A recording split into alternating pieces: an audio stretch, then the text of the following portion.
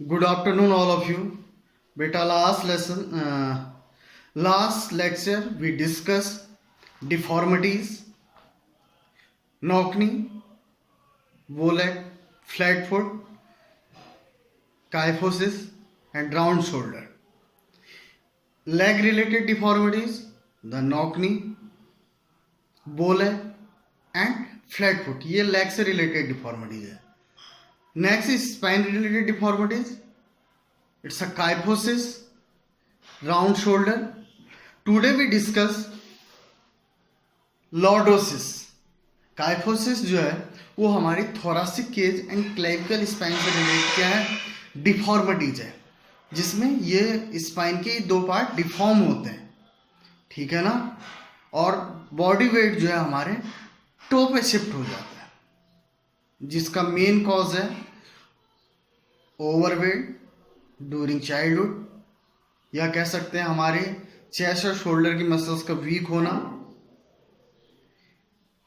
ठीक है ना। ये कारण थे।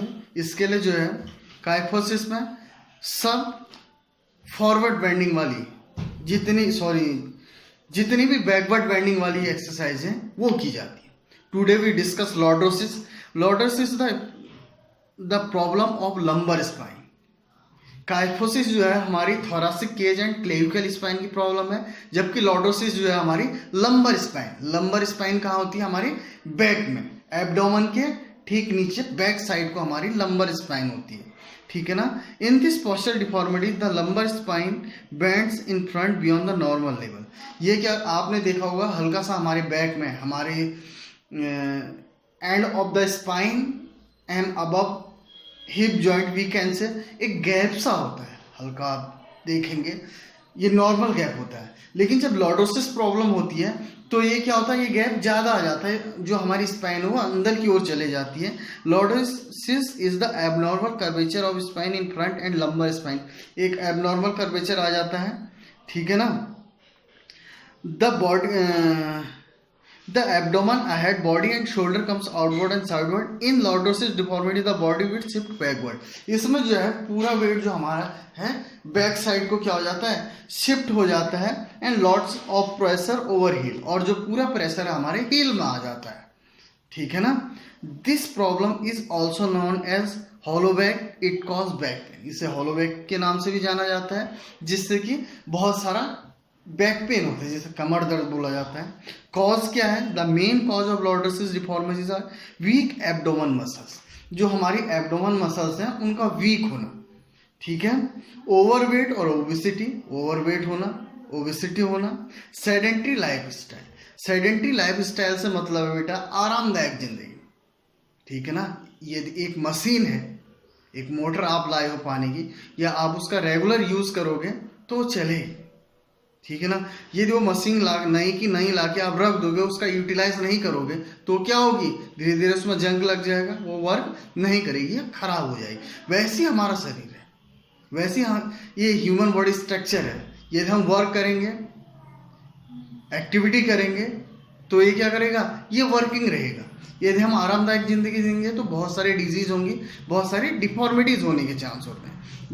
आपने देखा होगा जो आरामदायक जिंदगी जीते हैं उनमें कोई ना कोई इस टाइप की डिफॉर्मिटी आ जाती है। तो ये भी एक कारण है ईटीसी, जैसे एब्डोमन मसल्स का वीक होना, सेडेंट्री लाइफ स्टाइल से भी लॉर्डोसिस हो सकती है।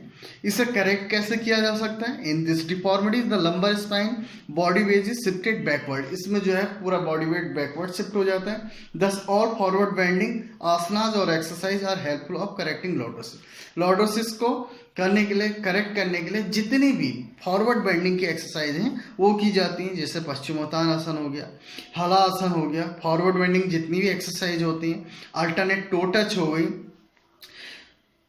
स्टूप वॉकिंग होगी, ठीक है ना, सिटअप्स हो गए, और प्रॉपर डाइट हो गई, इससे इसे सही किया जा सकता है। प्रोलाइन लेइंग हो गया, ठीक है ना। नेक्स्ट है स्कोलियोसिस।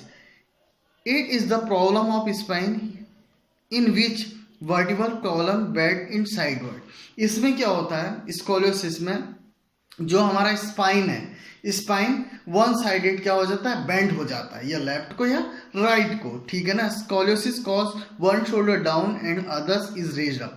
इसके कारण क्या होता है, हमारा शोल्डर अप एंड डाउन हो जाता है, एक शोल्डर अप हो जाता है, एक डाउन हो जाता है। Body weight is shifted sideward and it cause lot of pressure on one side of the foot. इसमें क्या होता है, बॉडी वेट एक साइड को शिफ्ट हो जाता है, जिस साइड को शिफ्ट होता है उस लेग में जो है प्रेशर होता है, ओवर प्रेशर बन जाता है, मतलब एक ही पाँव में ये पूरा वेट पड़ता है।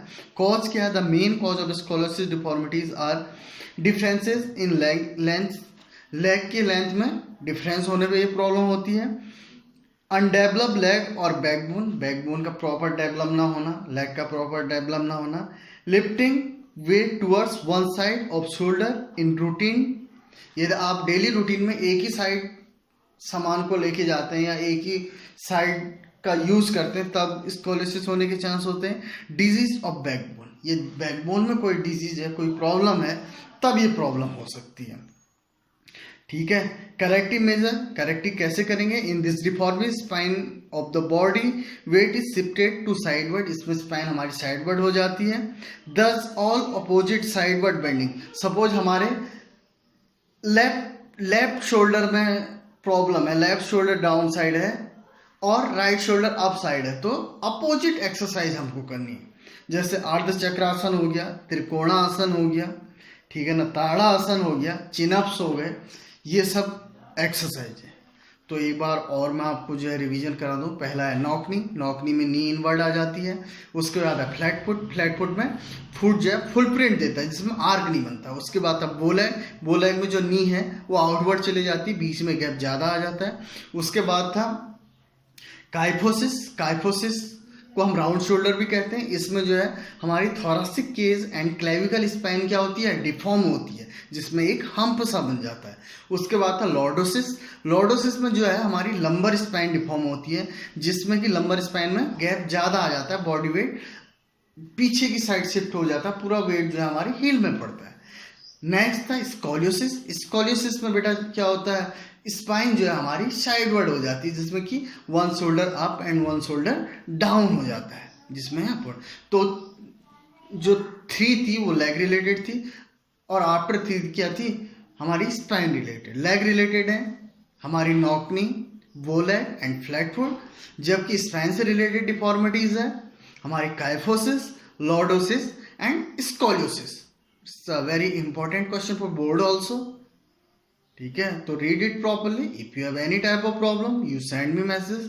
Thank you, have a nice day.